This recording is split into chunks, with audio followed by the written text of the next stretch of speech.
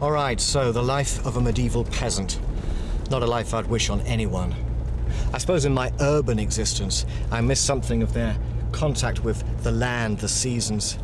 I suppose in my rather material existence, I miss something of their spirituality.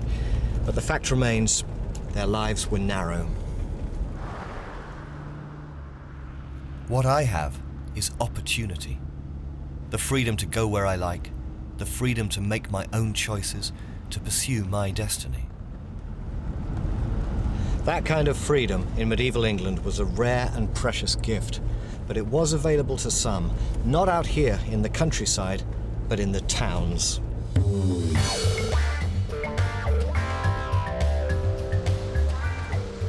This is Ledbury in Herefordshire. Like most of the market towns of England, its roots go back to Saxon days, and the streets are still laid out according to a 13th century plan. Hardly ideal for modern traffic, but a great place to explore the roots of our urban society.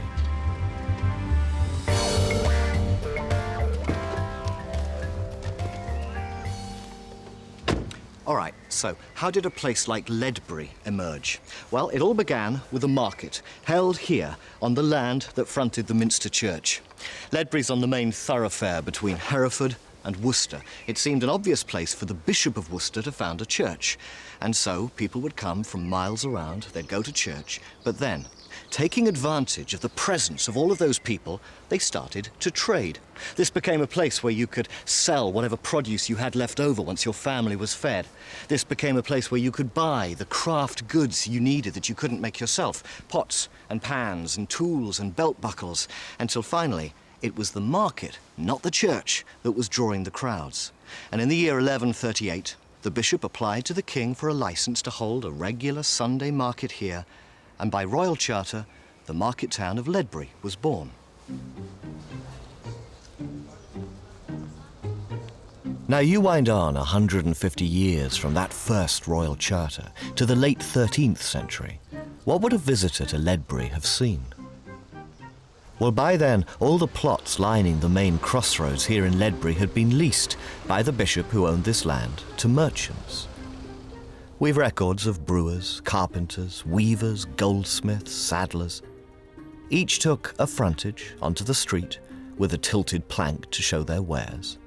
And in exchange for the right to live and trade here in Ledbury, they paid their landlord, the bishop, not service, but rent, 12 pence a year. Now, what does it matter that they paid in rent and not service? Well, it meant that the town's men and women were free. Unlike the peasants bound in service in the countryside, here the townsfolk answered to no one. And here's the thing, should any peasant run away from his master, if he escaped the confines of the manor and made it to the town and hid out here for a year and a day without being caught, by the law of the land, he was declared a free man.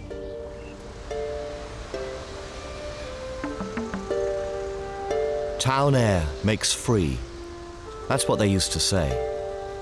And we're talking about more than physical freedom. We're talking about the freedom to live a life of variety, of opportunity, of promise. Not dependent for your survival on the weather and the harvest, but on your wits. Here, the primary purpose of life wasn't to grow some metaphorical turnip with all the back-breaking labor that involved. Here, the purpose in life was to make money with which you could pay some other poor sap to grow turnips. And with any cash left over, you could buy all the luxuries of life, frivolity and entertainment, or what passed for entertainment in those days. And now your coin lined someone else's pocket, and so the merry dance continued. All across England, towns developed a parallel culture to the world of the countryside.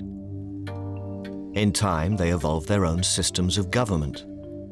Freed from the traditional chain of command, from king to baron to knight to peasant, towns' men and women elected mayors and burghers to represent them. Different trades clubbed together into so-called guilds. The guilds maintained craft standards, and they looked after their own when times got hard. A world within a world. A world of merchants, of shopkeepers, an urban world. And a glimpse of the nation we were yet to become.